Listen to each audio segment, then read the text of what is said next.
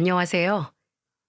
저는 아들을 호로 자식으로 키운 60대 여성입니다.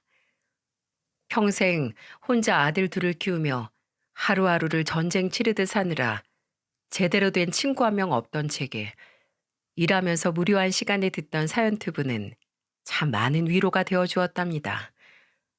오늘은 유독 누군가에게 제 이야기를 털어놓고 싶어 이렇게 사연을 보내게 되었습니다. 저는 여수의 한 시장에서 젓갈과 갓김치 등을 팔며 생계를 꾸려왔습니다.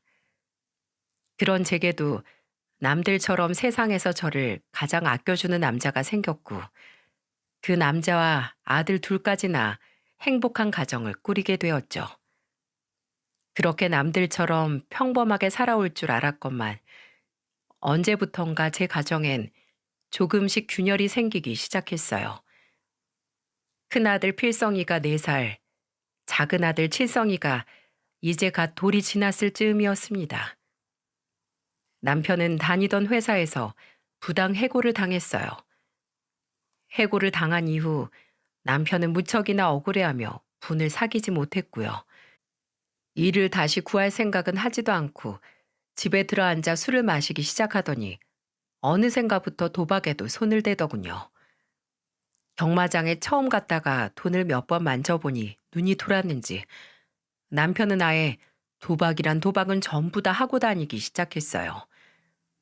남편에게 화도 내보고 애원도 해보고 애들을 생각하라며 눈물로 호소도 해봤지만 남편은 변하기는커녕 더욱 무능력해져만 갔죠.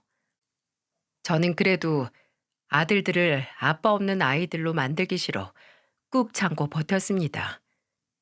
언젠간 남편도 다시 정신을 차리겠지 하는 간절한 마음으로요. 하지만 남편은 그런 제 믿음을 산산조각 내버렸습니다. 그 인간 같지도 않은 놈은 하다하다 이젠 바람까지 피더군요. 남편의 바람을 알았던 날, 저는 그날로 남편을 집에서 쫓아내버렸습니다. 여보, 필성 엄마, 미안해. 내가 잘못했어. 내가 잠깐 정신이 나갔었나 봐. 내가 이 집을 나가서 어딜 가. 한 번만 용서해줘. 용서? 내가 여태껏 당신을 용서하면서 속으로 삼킨 피눈물만 해도 바다를 메울 거야. 그런데 그렇게 당신을 바라보고 산 나를 내 뒤통수를 이렇게 쳐? 이 짐승만도 못한 인간아. 당장 내 집에서 나가. 남편은 무릎을 꿇고 싹싹 빌었지만 저는 다른 건 몰라도 바람은 절대 용서할 수 없었어요. 그렇게 제 나이 29, 전 남편 없는 홀어미가 되었습니다. 저는 정말 아이들에게 최선을 다했어요. 아빠 없는 애들이라고 손가락질 받지 않게 다른 애들이 먹는 거, 입는 것들 모두 빠짐없이 해주었고, 아이들이 배우고 싶어 하는 건 부업이라도 해서 어떻게든 배우게 해주었지요. 다행히 아이들은 아픈 데 없이 건강하게 자라주었습니다. 둘의 성격은 무척이나 달랐지만은요. 큰아들 필성이는 비교적 조용하게 공부만 하는 모범생이었어요. 공부도 곧잘하고 그만큼 공부 욕심도 많아 영어 학원이니 수학 학원이니 참 많이도 다녔죠. 반면 둘째 칠성이는 형에 비해 굉장히 활발한 아이였습니다. 초등학생 때는 축구 선수로 활동도 했었어요. 하지만 중학교 올라가면서 선수 생활을 그만두었고, 그 뒤론 나쁜 친구들과 어울리기 시작하더니 종종 학교에서 문제를 일으키더군요. 칠성이 너 또 학교에서 애들을 때렸다며? 네가 깡패야? 친구랑 싸울 수 있는 것도 한두 번이지. 어쩜 이렇게 맨날 손부터 올라가? 네 형 좀 봐. 얼마나 착해. 너네 형 반만 좀 닮아봐라 좀. 아, 또 왜 거기서 형 얘기가 나와요? 엄마 왜 그렇게 형만 예뻐하는데요? 내가 언제 또 네 형만 예뻐했어? 너희 둘 다 소중한 내 자식인데 내가 공부를 하래니? 나한테 효도를 하라고 하니? 남들한테 피해만 주지 말고 살라는 말인 걸 왜 몰라? 이 철딱선이 없는 거사. 나중에 칠성이가 제게 말하기를 제가 자신을 혼낼 때 꼭 형과 비교하는 말을 했던 게 참 싫었다고 하더군요. 항상 어릴 적부터 칭찬만 받던 형과 달리 자신은 엄마에게 쓸모없는 자식처럼 느껴졌다면서요. 그런 칠성이가 변하기 시작한 건 고등학교 1학년 때였습니다. 어느 날 제 가슴에서 피가 섞인 분비물이 나오더군요. 너무 놀라 검사를 받아보니 유방암이라는 진단을 받았죠. 병원에선 다행히 너무 늦지 않은 시기에 발견되어 충분히 완치될 수 있다고 하였고, 그래서 저는 한동안 가게를 접고 수술을 받으러 입원을 하게 되었습니다. 그런데 아이러니하게도 제가 입원해 있는 동안 계속해서 저를 챙겼던 건 첫째가 아닌 둘째였어요.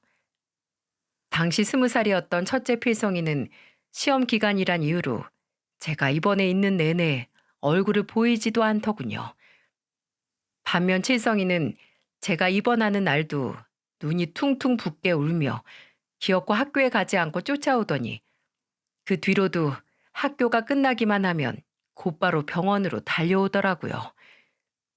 주말이면 집에 가라는 제 말을 듣지도 않고 보호자용 침대에서 쪽잠을 자기도 하고요. 마냥 철없게만 생각했던 칠성이가 다시 보이던 때였죠. 그렇게 수술 전날 밤이 다가왔어요. 아무리 초기이고 부분 절제만 하면 되는 수술이라고 하지만 암이라는 이름을 달고 있으니 참 무섭더군요. 어찌나 긴장이 되던지 밤이 늦어 새벽이 되었는데도 잠이 오질 않았습니다. 뜬 눈으로 새벽을 보내고 있자니 오랜만에 생각이 많아졌어요. 제 지난 인생이 머릿속에 주마등처럼 스쳐갔죠.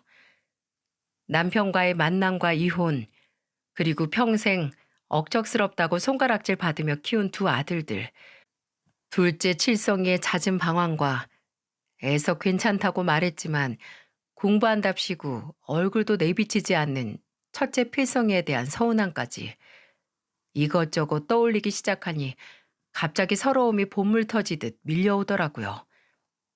그렇게 아등바등 열심히 살았건만 왜 나한테 암이라는 큰 병이 생긴 건지, 내 인생은 왜 이렇게 고단한 건지 참 세상이 원망스러웠습니다. 그러다 보니 결국 감정이 북받쳐 올라 울음이 터지더군요. 그렇게 시작된 눈물은 그칠 줄을 몰랐고 애써 참았지만 흐느끼는 소리가 결국 제 입 밖을 빠져나왔습니다. 제가 흐느끼는 소리에 보조 침대에서 자고 있던 칠성이가 깨더군요. 아빠 대신 든든하고 강한 존재가 되어주고 싶어 생전 아들들에게 약한 모습을 보이지 않았었는데 그런 저의 나약한 모습을 보게 된 칠성이는 많이 놀란 것 같았습니다.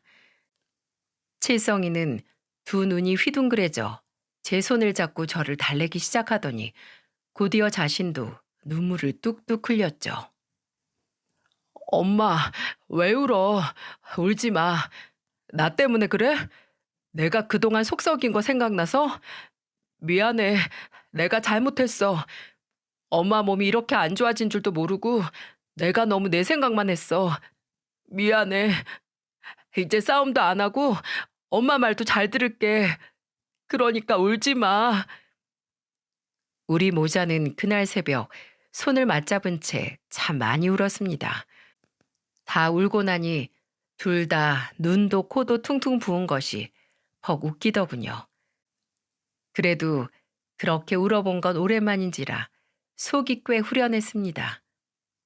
그래서 막상 수술실에 들어갈 때는 생각보다 꽤 가벼운 마음으로 들어갈 수 있었죠.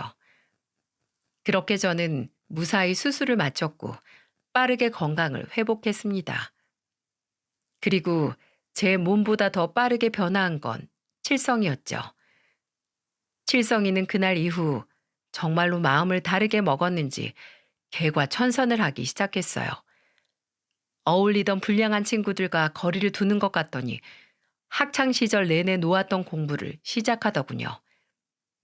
그렇게 칠성이는 고등학교 시절 내내 자신이 제기한 다짐처럼 정말로 말썽 한번 부리지 않는 착실한 아이로 변하기 시작했습니다. 그리고 시간이 흘러 저는 완전히 건강해졌고 큰아들 필성이는 대학교 졸업 후 건실한 대기업에 취업을, 둘째 아들 칠성이는 관련 학과를 나와 번듯한 사회복지사가 되었어요. 그러더니 28의 비교적 이른 나이에 제 형보다 먼저 같은 직업을 가진 여자와 가정을 꾸렸죠. 그리고 칠성이가 결혼한 지 5년 후 어느 날 제 삶을 망가뜨렸던 불청객이 다시 등장했어요. 그건 바로 바람을 피우고 제게 쫓겨났던 그 짐승 같은 인간, 제 전남편이었습니다. 그놈은 어떻게 알았는지 이미 예전에 다른 곳으로 옮긴 제 반찬 가게로 불쑥 찾아왔죠. 필성이 엄마, 잘 지냈어? 당신, 여긴 어떻게 알고 찾아왔어? 어떻게 알긴. 예전 시장 사람들한테 물어보기만 해도 당신 가게가 어디로 이사했는지 다 알더라고. 그러니까 여길 왜 찾아왔냐고. 무슨 염치로. 필성이 엄마, 그땐 내가 정말 미안했어. 나 당신하고 이혼하고 정말로 정신 차렸어. 그래서 열심히 돈도 벌고 지금은 작지만 작은 내 사업도 하고 있고. 당신이 어떻게 살았는지 난 관심 없어. 그리고 다시 당신 얼굴 볼 일도 없고. 여기가 어디라고 찾아와? 당장 나가. 그러지 말고. 나 우리 애들이 보고 싶어서 그래서 이렇게 염치불구하고 찾아왔어. 필성이 엄마, 나 예전이랑 달라. 늦었지만 그래도 죽기 전에 이제라도 다시 애들 만나서 조금이라도 아빠 노릇 해주고 싶어. 아빠 노릇? 당신이 애들 아빠로 남고 싶었으면 도박은 하더라도 바람은 피지 말았어야지. 우리 애들 당신 없이도 훌륭하게 자랐고 지금 서울에서 다 자리 잡고 번듯하게 살고 있어. 지금에 와서 당신이 해줄 아빠 노릇 같은 거 젓갈 부스러기만큼도 없으니까 그만 가라고. 왜 이제 와서 이러는 거야? 그동안은 내가 능력이 없어서 아이들한테 뭔가 해주고 싶어도 해줄 게 없어서 찾아오지 못했던 거야. 제발 애들 한 번만 만나게 해줘. 애들도 분명 아빠가 왔다고 하면 보고 싶어 할 거야. 이렇게 부탁할게. 어? 나가라니까. 갓김치로 맞고 싶어? 꺼져. 안면 몰수도 유분수지. 이제 와서 애들한테 아빠 노릇을 하고 싶다뇨. 참 뻔뻔한 인간 아닌가요? 자기가 패가 망신을 했건 사업으로 돈 좀 벌었건 제가 알 바인가요? 내가 혼자서 우리 아들들을 어떻게 키웠는데 감히 내 귀한 자식들을 이제 와서 넘보다니. 저는 남편에게 반찬 그릇에 담고 있던 갓김치들을 휘둘렀습니다.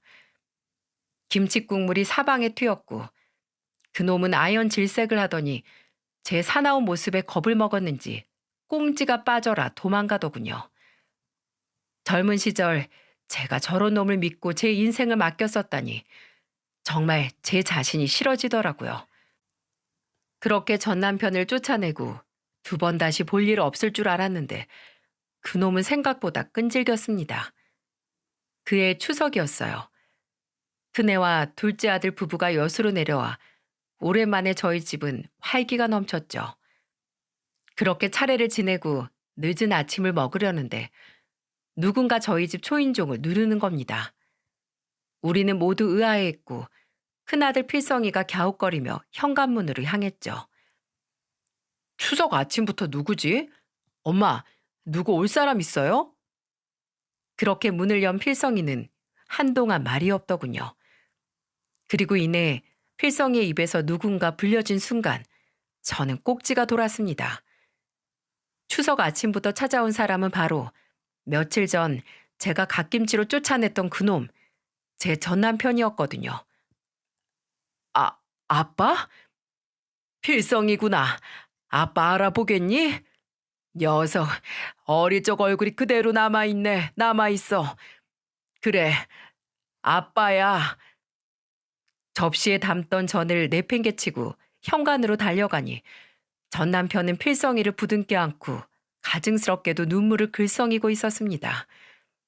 필성이는 어안이 벙벙해 보였어요. 저는 그런 필성이를 거칠게 전 남편에게서 떼어놓았습니다. 그리고 소리를 빽 질렀죠. 이 집은 또 어떻게 알았어? 이 인간이 저번에 그렇게 내가 지랄을 했는데도 여기까지 찾아와? 내가 애들 볼 생각하지 말랬지. 당신이 무슨 자격으로? 필성이 엄마, 제발 나 한 번만 용서해줘. 나 애들이 너무 보고 싶어서 그래서 아름아름 물어서 찾아왔어. 필성이 봐. 30년이 훌쩍 지났는데도 날 한 번에 알아보잖아. 내가 보고 싶었던 거라고. 그때였어요. 화장실에 있던 둘째 아들 칠성이가 소란을 듣고 뒤늦게 현관으로 달려왔습니다. 제가 더 사납게 전 남편에게 화를 내려던 찰나 칠성이가 확 끼어들더군요. 당신이 내 아빠란 인간이야? 칠성아, 네가 칠성이냐? 너는 그때 어렸어서 날 못 알아보겠구나. 그래, 내가 네 아빠야, 칠성아. 아빠가 너무 늦게 찾아와서 미안하다. 정말로 미안해. 아빠? 아빠 같은 소리 하네. 아저씨, 여기가 어디라고 찾아와요? 아, 오랜만에 엄마 얼굴 보러 와서 기분 좋았는데 기분 확 잡치네. 아저씨, 저 평생 아저씨 같은 아빠 없이 잘만 살았거든요. 누구랑 다르게 너무 훌륭한 엄마 덕분에요. 이 집에 아저씨 발 한 짝도 들일 공간 없으니까 당장 나가세요. 칠성아, 그러지 말고 이 아빠 말 좀 들어봐. 아빠가 이제라도 너희한테 조금이나마 아빠 노릇하고 싶어서 왔어. 아빠 이제 정신 차리고 돈도 꽤 벌어서 너희들한테 뭐라도 도움을 주고 싶어서. 돈은 우리 형도 저도 아쉽지 않게 벌어요. 아저씨, 저 한 살 때 조강지찬 우리 엄마 배신하고 더럽게 바람 피워서 쫓겨나신 분 아니에요? 그날부터 우리한텐 아빠 없어요. 필요도 없었고요. 이제 와서 여길 어떻게 알고 왜 찾아왔는지 모르겠지만 저 지금 많이 참고 있거든요. 어른 대우라도 해드릴 때 조용히 가세요. 아시겠어요? 칠성아, 그러지 말고 이 아빠 말을 조금만 더. 꺼지라고 꺼져. 이 집에서 썩 안 꺼져? 칠성이는 결국 폭발했는지 전 남편을 문 밖으로 끌어내더군요. 그런 칠성이를 보다 못한 필성이가 말리고 저는 그런 필성이를 또 붙잡아 떼어내고 며느리는 집안에서 그 광경을 보며 어쩔 줄 몰라 했죠. 그렇게 칠성이가 기어코 전 남편을 내쫓고 나서야 소라는 일단락됐습니다. 형, 왜 날 말려? 나랑 같이 저 인간을 쫓아내도 모자랄 판에. 우리 엄마를 배신한 인간이야. 아니, 인간만도 못한 쓰레기라고. 2번 다시 저 사람 만날 생각 마. 그럼 나도 가만히 안 있어.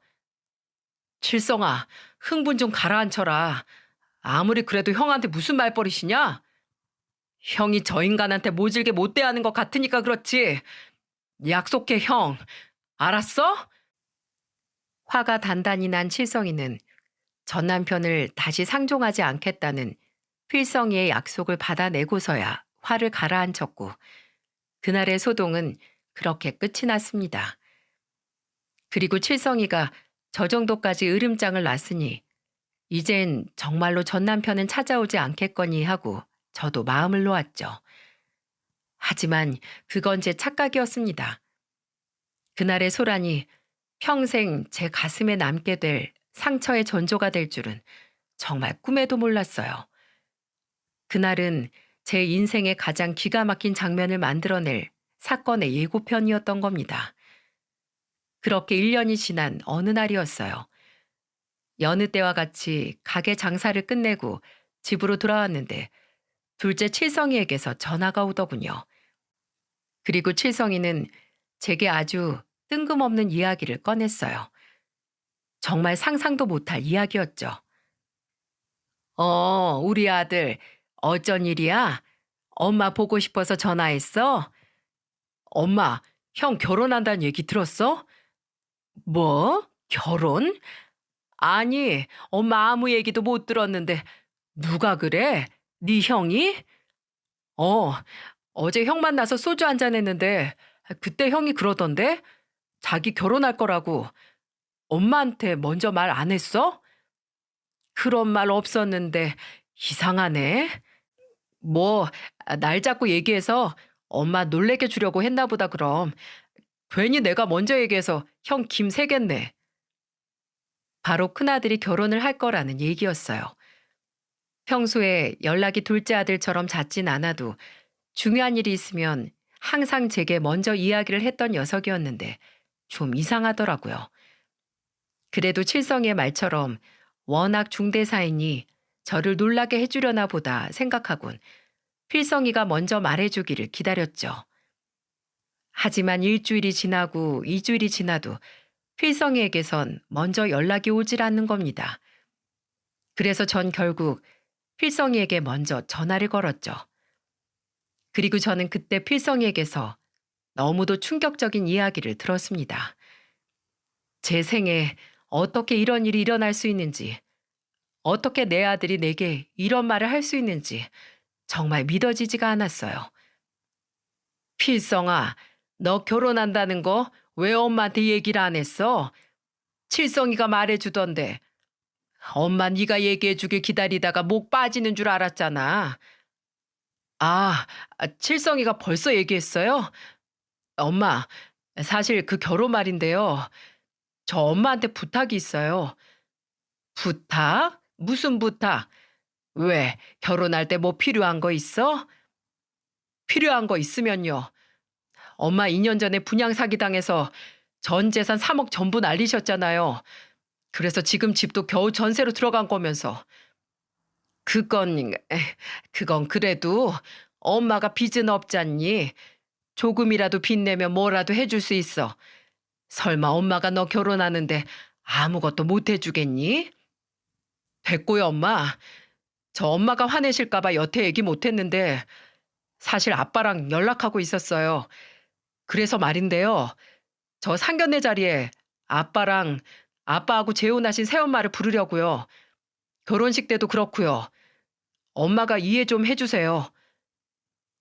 이게 무슨 마른 하늘의 날벼락 같은 소리랍니까? 저는 정말이지 이 말을 들은 제 귀를 의심했어요. 이게 정말 필성의 입에서 나온 말이 맞는지 제가 꿈을 꾸고 있는 건 아닌가 싶더군요. 뭐? 너 지금 그게 무슨 말이냐? 네 아빠랑 연락하고 있었다는 건 그렇다 치고 나를 네 결혼식에 안 부르겠다고? 그리고 네 아빠랑 재혼한 사람이 왜 네 새엄마야? 필성이 네가 언제 봤다고? 몇 번 봤어요, 엄마. 아빠가 저 결혼할 때 지원을 좀 해주신대요. 서울에 신혼집을 마련해 주신다고요. 저 결혼할 여자친구 집이 좀 살아요. 장인어른 될 분도 교육청에서 꽤 높은 공무원이시고 장모님 되실 분은 초등학교 교감이고요. 여자친구 오빠분도 고등학교 교사고 여자친구도 학원에서 강사로 일하고 있어요. 집안이 전부 다 교육자인 집안인데 저희 집은 젓갈 팔고 김치 판다고 하면 제가 너무 창피하잖아요. 창피해? 너 지금 엄마한테 창피하다고 한 거냐? 그 젓갈 팔고 김치 판 돈으로 내가 너 학원들 보내고 대학 보낸 거야. 그걸 뻔히 다 아는 녀석이 뭐? 창피해? 제가 엄마한테 이런 말씀 드리는 거 나쁜 일인 거 알아요. 아는데 그래도 반찬 가게보단 번듯한 사업하는 아빠가 더 모양새가 좋잖아요. 그리고 요새 서울의 집값이 얼만 줄이나 아세요? 모르시죠? 그런 서울에 무려 브랜드 아파트를 해주신다는데 엄마만 좀 참아주시면 되잖아요. 저 지금 여자친구 정말 놓치고 싶지 않아요. 필성아, 너 사람으로서 할 짓이 있고 못할 짓이 있다. 내가 널 어떻게 키웠는데 네가 어떻게 나한테 이런 행동을 할 수가 있어? 그리고 너 그렇게 거짓으로 시작될 결혼이 얼마나 지속될 것 같냐? 부부간의 신뢰가 우선이야. 돈이 아니고 너 지금 한참 잘못 생각하고 있는 거야. 좀 잘못 생각하면 안 돼요? 정직하게 살면 하늘에서 돈이 떨어져요. 집이 생겨요. 이렇게까지 정말 말 안 하려고 했는데 괜히 엄마의 원망 때문에 제 인생까지 망치게 하지 마세요. 엄마가 저한테 아빠보다 뭘 더 해줄 수 있는데요. 필성아. 아무튼 전 분명히 말씀드렸어요. 그렇게 아시고 혹여나 칠성이한테 알아내서 제 결혼식에 올 생각하지 마세요. 필성이의 전화는 그렇게 끊겼습니다. 저는 끊긴 전화를 쉽사리 내려놓지 못했어요. 금방이라도 필성이가 다시 전화를 걸어 방금 한 말은 너무 흥분해서 한 말이라고 잘못했다고 말할 것 같았습니다. 아니, 제발 그렇게 말해주길 바랐던 거죠. 하지만 필성의 전화는 다시 걸려오지 않았고 저 또한 다시 전화를 걸 용기가 나지 않았습니다. 그만큼 너무나도 충격적이었거든요. 저는 필성이에게 다시 전화를 거는 대신 둘째 칠성이에게 전화를 했습니다. 그리곤 방금 전 필성이와의 통화 내용을 이야기했죠. 정말 형이 그렇게 말했다고? 말도 안 돼. 확실해? 형 입에서 그런 미친 소리가 나왔단 말이야? 그래. 필성이 걔가 그런 기가 막힌 소리를 했다. 세상에 이게 말이 되는 소리니? 칠성아, 엄만 심장이 덜렁거린다. 숨이 안 쉬어져. 어떻게 사람이 돼서 자기 키워준 엄마한테 그런 소리를 할 수가 있니? 아무렴 내가 바쁘게 살았어도 너희한테 사람된 돌인 하고 살라고 가르쳤다고 생각했는데 내가 뭘 잘못 가르쳤나 보다. 걔를 잘못 가르쳤어.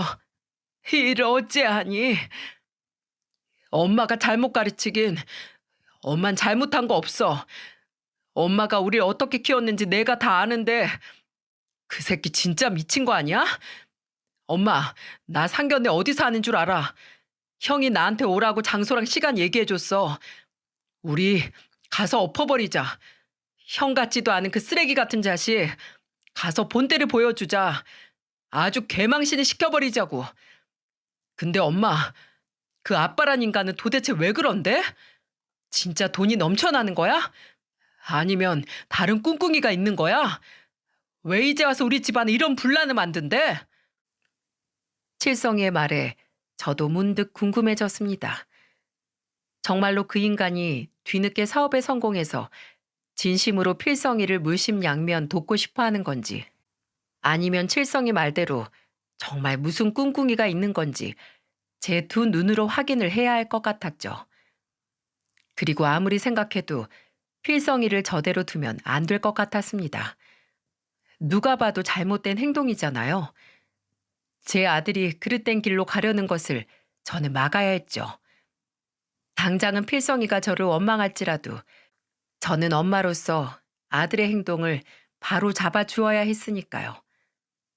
그래서 전 칠성의 말대로 큰아들의 상견례 자리에 쳐들어가기로 했습니다.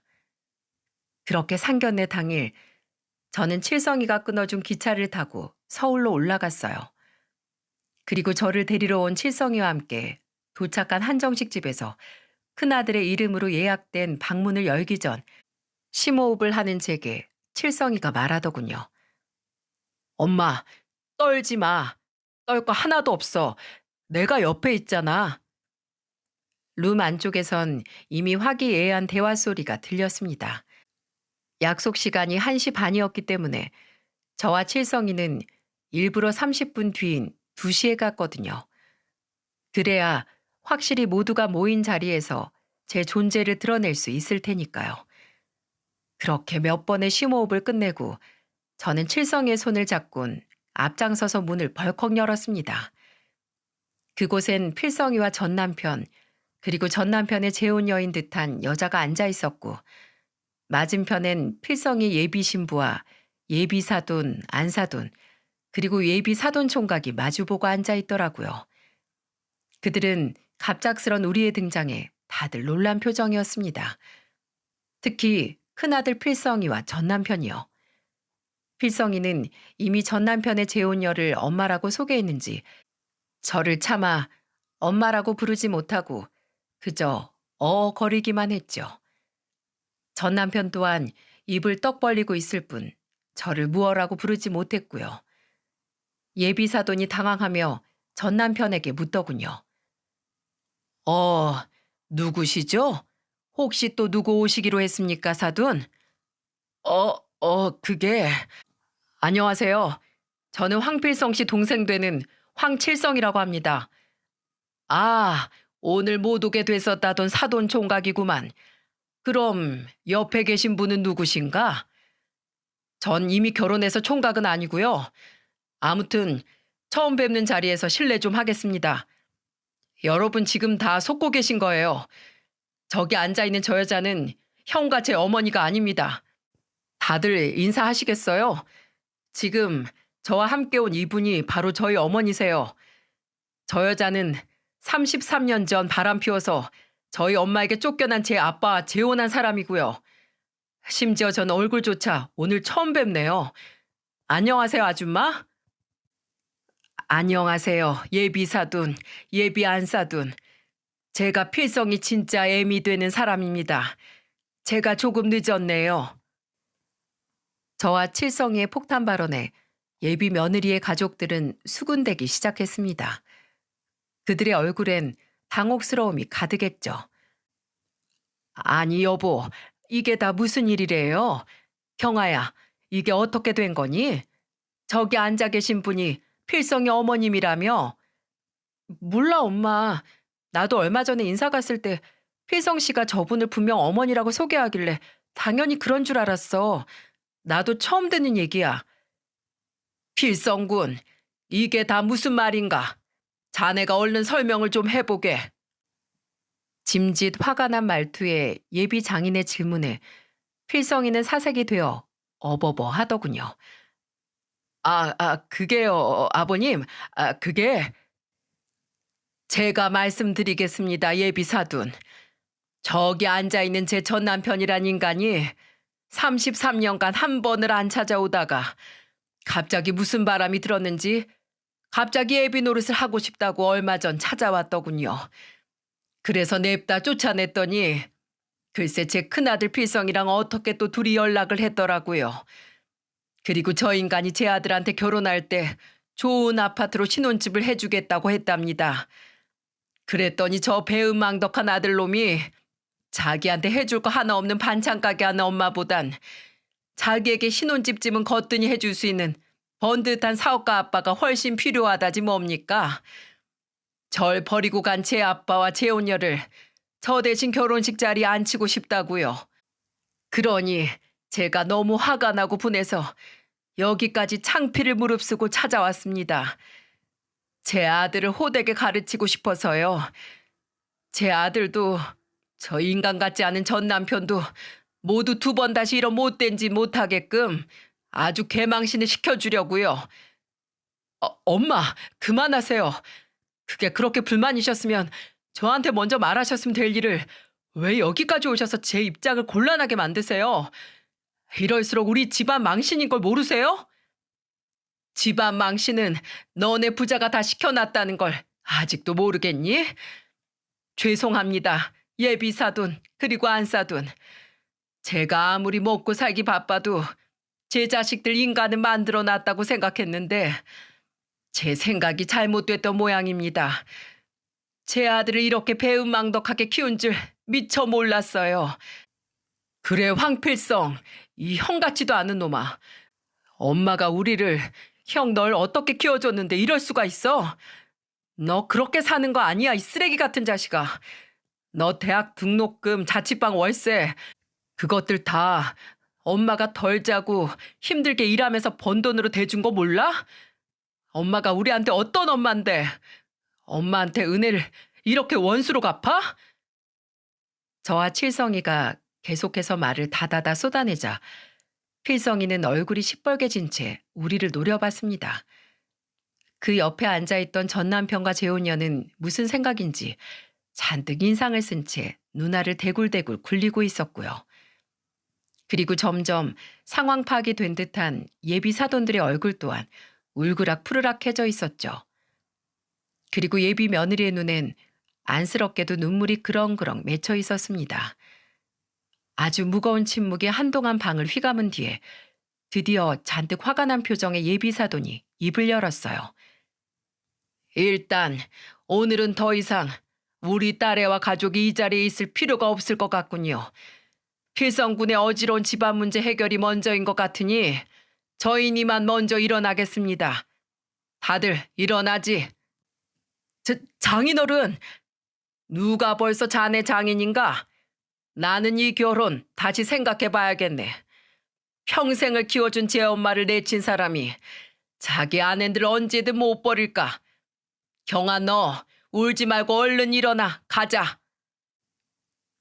그렇게 예비 며느리가 될 뻔했던 처녀와 그 가족들은 모두 입을 꾹 다문 채 한정식 집을 나가버렸습니다.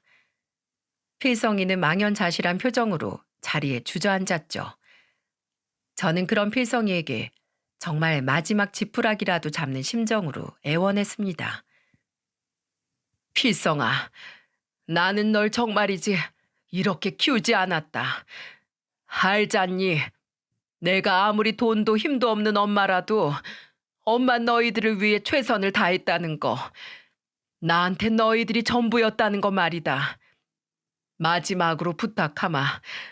엄마가 다 용서해 줄 테니 나한테 미안하다고, 네가 잘못했다고 이제라도 말해다오. 지금이라도 엄마 죄송해요 라고 한마디만 해준다면 저는 모든 걸 다 잊고 필성이를 용서해 주리라 생각했죠. 하지만 그런 저의 마지막 기대마저도 필성이는 와르르 무너뜨려 버리더군요. 미안하다고 말하라고요? 이렇게 모든 걸 다 망쳐놓고 지금 그런 말이 나오세요? 이제 어쩔 거예요? 저런 집안의 여자는 제 생에 2번 다시 만나기 힘들 거라고요. 엄마가 제 인생을 다 망쳐버렸어요.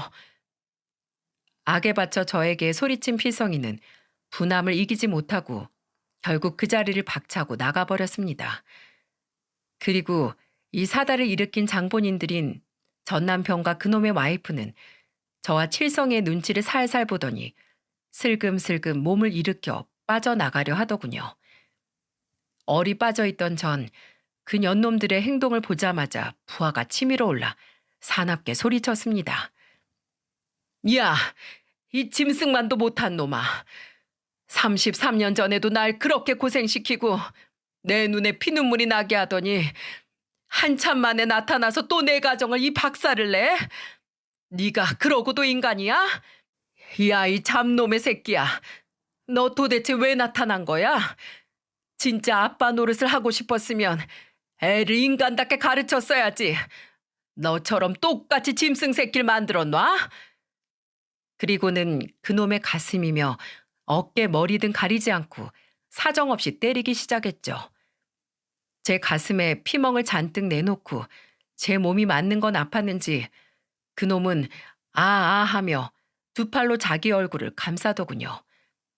그리고 그놈의 와이프는 저를 그놈에게서 떼어내려고 안간힘을 써댔지만 어림도 없는 일이었죠. 이 아줌마가 미쳤나? 아줌마 그만 못해요? 폭력으로 고소당하고 싶어? 무식한 여편네가 힘은 또 왜 이렇게 센 거야? 저렇게 억세니까 저희가 바람을 폈겠지. 오죽했으면. 뭐라고요? 아줌마? 끼리끼리 만난다더니 할 말 못할 말 구분도 못하는 게 아주 금수들끼리 잘 만났네. 아줌마 말 조심해요. 우리 엄마 같은 조강지처를 버린 사람이 아줌마라고 못 버릴 것 같아요? 뭐야? 새파랗게 젊은 게 어디 버르장머리 없이. 아주 난장판도 그런 난장판이 없었습니다. 결국 가게의 직원들이 우리 4사람을 뜯어말렸고 그렇게 아비규환 속의 상견례는 끝이 났죠.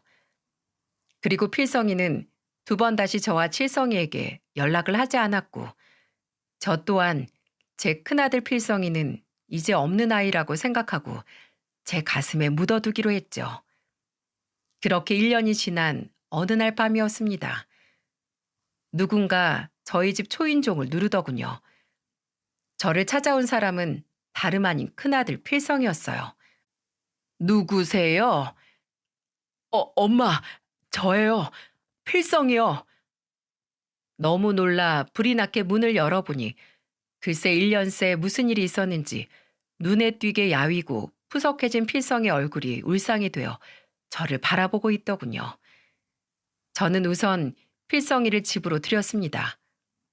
그리고는 놀라고 반가운 마음을 꾹 누르고 애써 냉정한 말투로 큰아들에게 물었죠.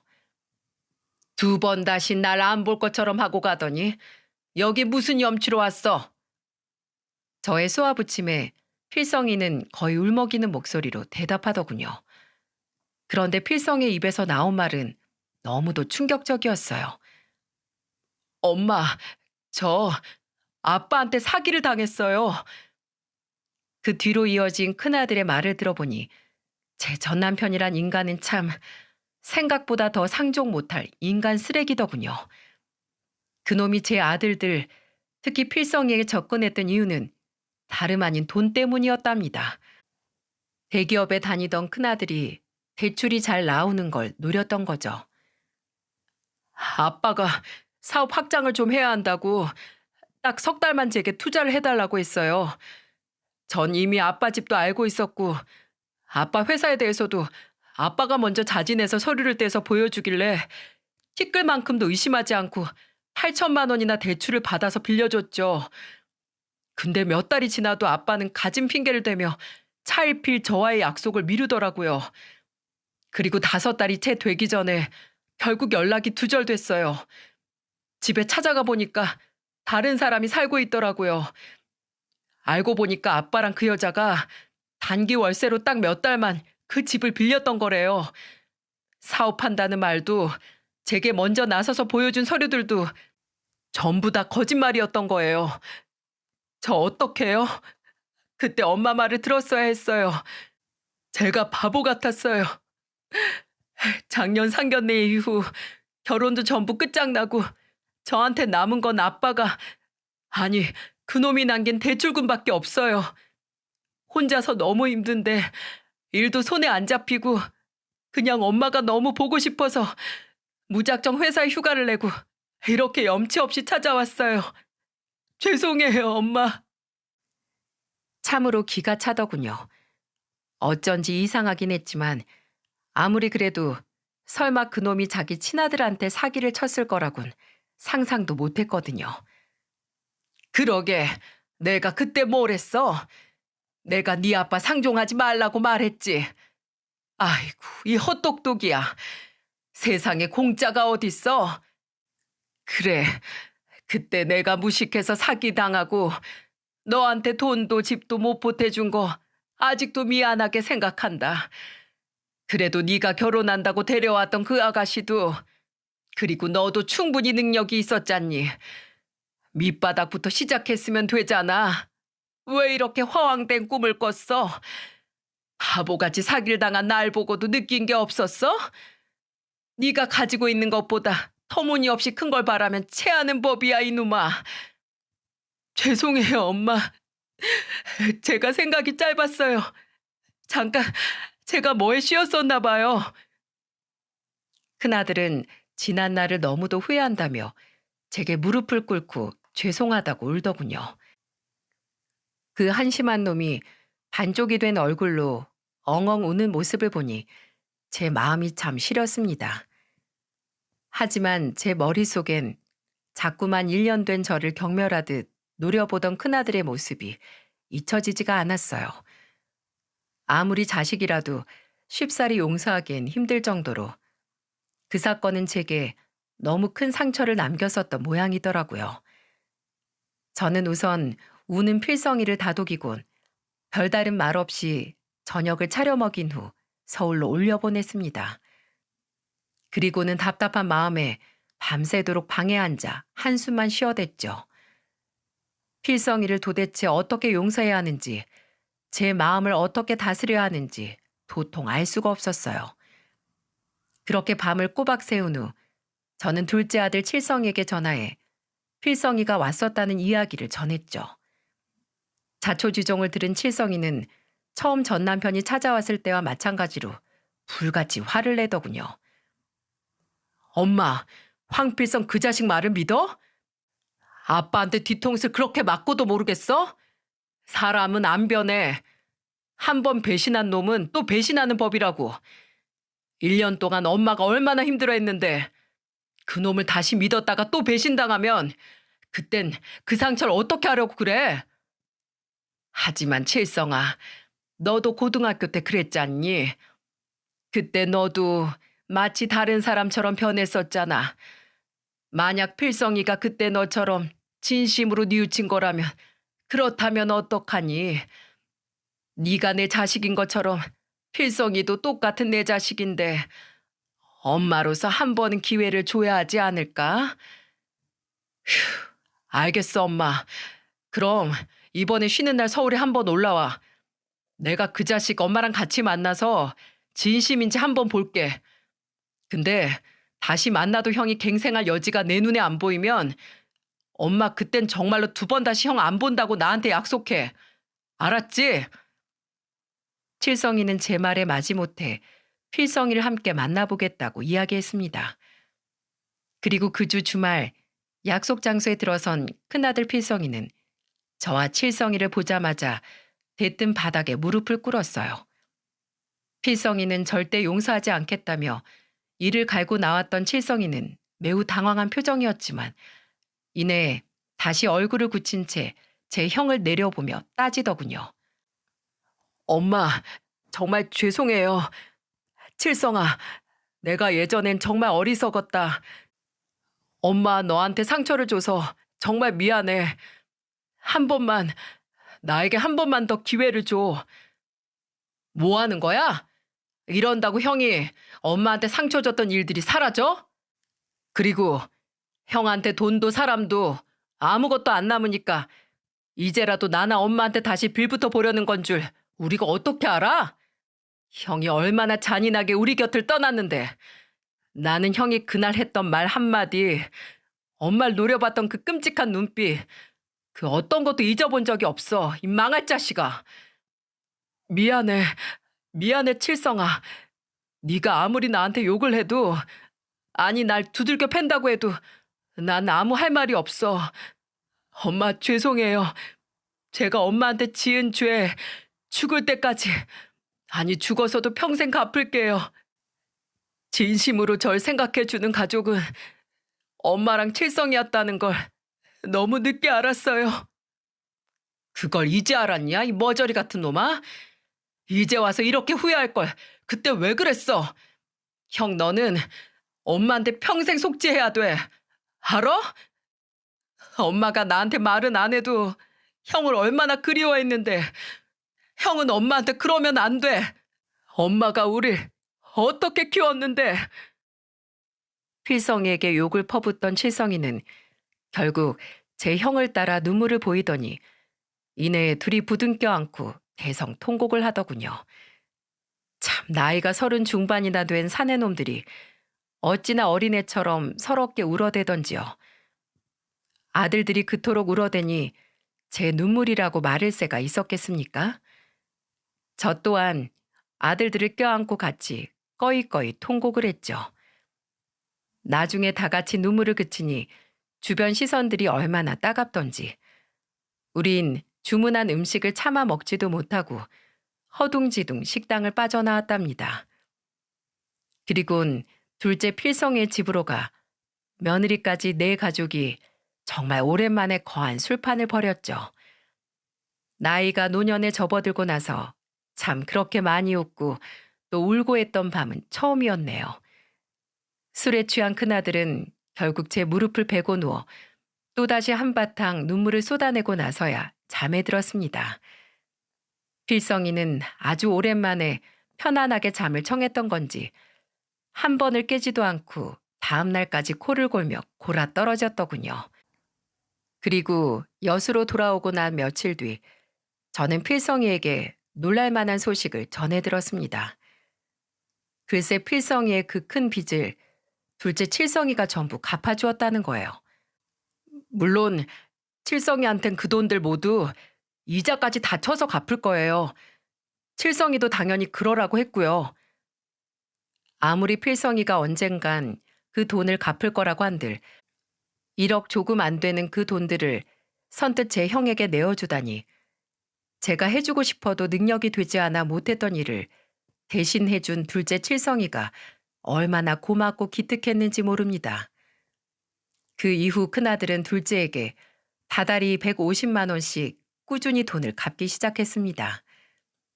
그리고 혹여 제가 걱정할까봐 자신이 둘째에게 이체를 한 내역을 제게도 사진을 찍어 매번 보내주더라고요. 누가 시키지 않았는데도 말입니다.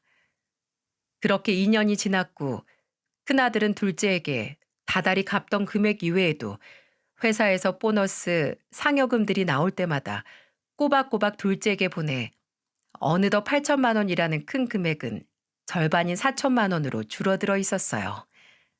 참 기특하죠? 게다가 작년엔 둘째네가 드디어 아들을 낳았는데 손주가 태어나기 전부터 첫째 필성이는 둘째네에게 유모차니 옷이니 아기 침대 같은 모든 아기용품들을 자기 돈으로 사서 보내더군요. 나중엔 둘째 칠성이가 제발 그만 좀 보내라며 면박을 줄 정도였죠. 그리고 조용하고 무뚝뚝하던 필성이는 둘째 칠성이보다 더 엄마 껌딱지가 되어버렸네요. 40이나 먹은 아들놈이 결혼도 안 하고 주말마다 저를 찾아오고 있으니 도대체 이놈은 언제 여자를 만나서 결혼을 할까 내심 걱정이 되기도 하지만 그래도 아들들을 모두 서울로 보내고 홀로 외롭게 지내던 지난 세월에 비해 요즘엔 주말이 즐거운 건 사실이랍니다.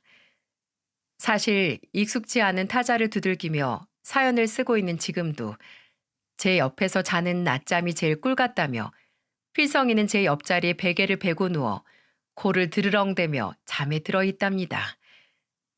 이 사연을 들으신 분들 중 누군가는 왜 큰아들을 그렇게 쉽게 용서해 주었냐고 혀를 차실 분들도 있으시겠지만 아무리 믿고 원망스러워도 제 자식 아닙니까? 필성이가 그렇게 된 데는 분명 부모인 제 탓도 있었겠죠. 부모의 정은 자식에게 약이 된다고 하더군요. 아무리 못된 사람이라도 부모의 한없는 정에는 마음이 움직여 개과천선을 할 수 있다고 하니 저 또한 어미로서 최소한 한 번쯤은 필성이의 잘못을 품어줘야 한다고 생각했어요. 살다 보니 가장 힘든 게 자식을 올바르게 키우는 일이고 가장 행복한 일도 자식을 올바르게 키우는 일이더라고요. 앞으로도 우리 필성이가 그리고 둘째 칠성이가 항상 올바르게 자랄지 아니면 뒤늦은 나이에 또 제 속을 썩이게 될지 알 수는 없지만 저는 그때마다 어떻게든 최선을 다해 제 아들들의 길잡이가 되어줄 생각입니다. 그것이 바로 엄마로 태어난 제 역할이라고 생각하니까요. 제 긴 사연을 들어주신 많은 부모님들에게 저의 응원을 전하며 이만 글을 마치겠습니다. 함께 해주셔서 감사합니다. 안녕하세요. 저는 70대 후반의 여성입니다. 인간 만사 세웅지마라고 오래 살다 보니까 말년에 별일이 생겨 사연을 보내게 됐습니다. 남편 먼저 보내고 혼자 5남매를 키우다 보니 참 힘든 인생이었어요. 옛말에 남편 덕을 못 보면 자식 덕도 못 본다고 하죠. 제가 딱 덕 볼 곳 하나 없는 팔자였답니다. 어느 날 갑자기 애들만 남겨놓고 남편은 오토바이 사고로 세상을 떠나고 말았어요. 36살에 과부가 될 거라고 누가 예상이나 했겠습니까? 남편 잃은 슬픔도 잠시였고 차가운 현실 앞에 정신 놓고 울 틈도 없었어요. 엄마는 그래도 강하다고 남편 잃은 날부터 이를 악물고 버텼던 겁니다. 하루아침에 과부가 된 저는 자식들 먹이고 입히느라 제가 여자인 것도 잊고 살 정도였네요. 돌이켜보니 참 힘들게 5남매 키워냈는데 말년에는 누구 하나 예쁜 자식이 없습니다. 가지 많은 나무 바람 잘 날 없다고 자식들이 제 인생 말년에 큰 풍파를 만들었거든요. 제가 자식들 잘 키워서 자식 덕 보자고 키웠겠습니까? 그저 부모 자식 간의 기본적인 도리는 하고 살아야 한다고 생각했어요. 사는 동안 부모 된 도리 하고 살았는데 제 인생은 어디부터 잘못됐나 싶습니다. 지금이야 여자 혼자 애 키우는 게 괜찮을지 몰라도 그때는 그게 그렇게 무시당할 일이었어요. 과부가 혼자 시장에서 생선이나 판다고 남자들이 치근덕거려도 한 번도 가게 문을 닫았던 적이 없었어요. 한 번은 손목이 너무 아파서 정말 끊어지는 건 아닌가 할 정도로 아팠던 날이었습니다.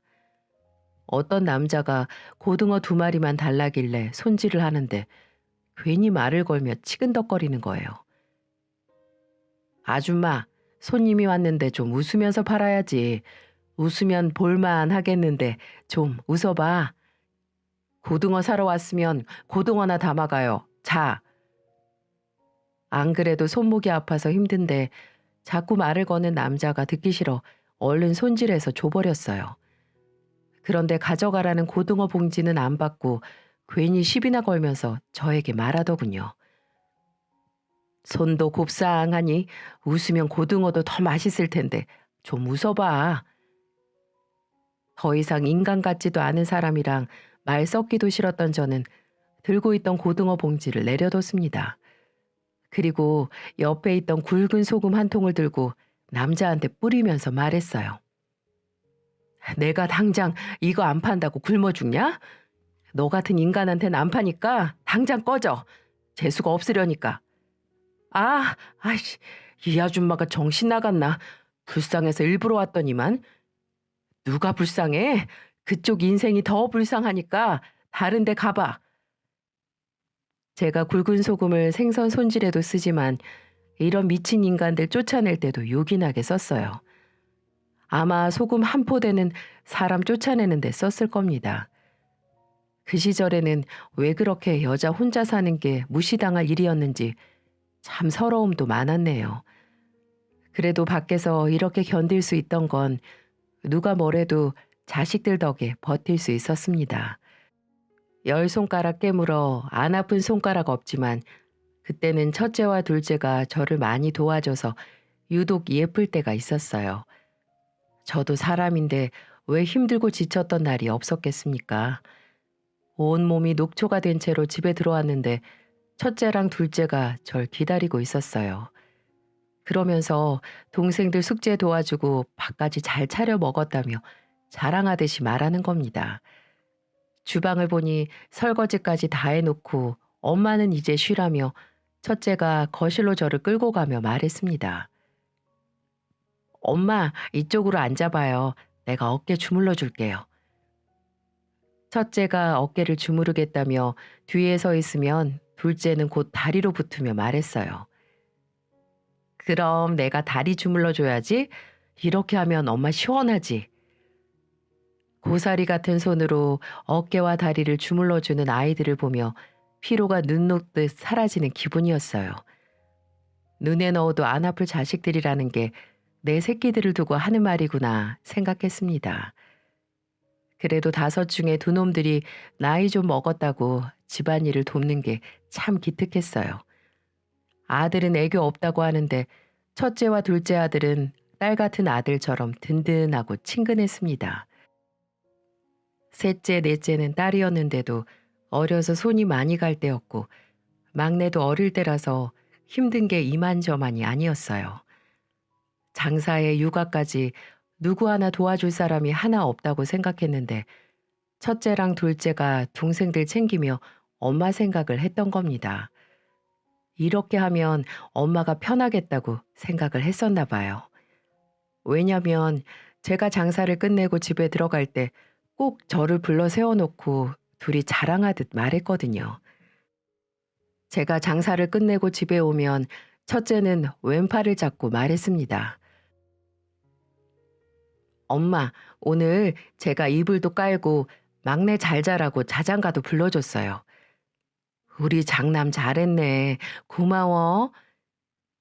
이렇게 말을 하면 다음은 둘째 차례였죠.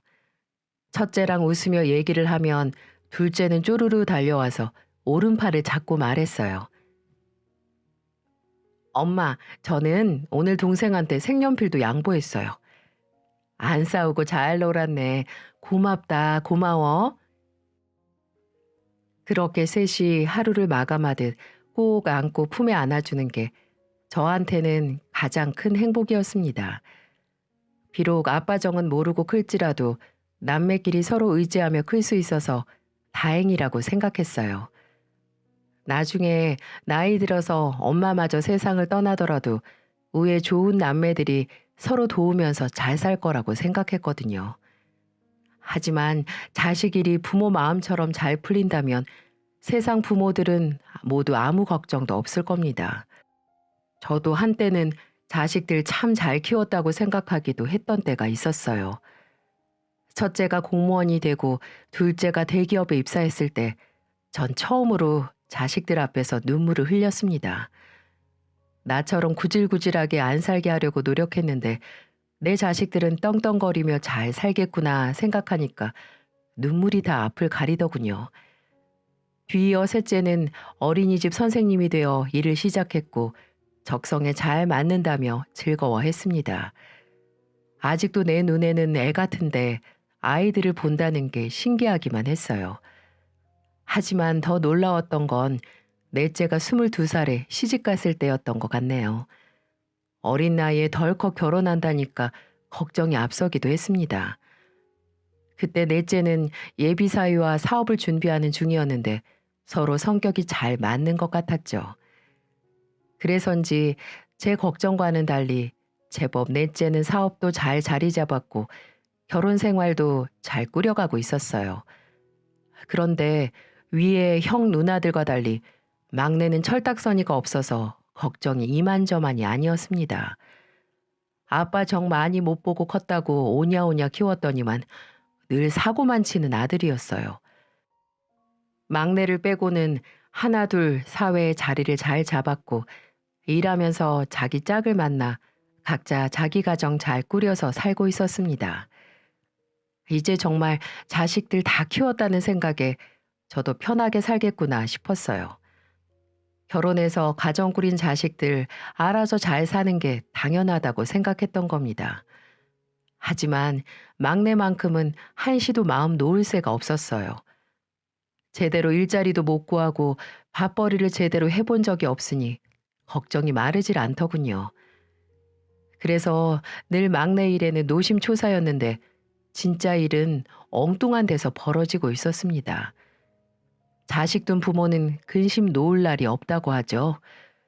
저도 제 자식 일이지만 아직까지도 믿을 수가 없어요.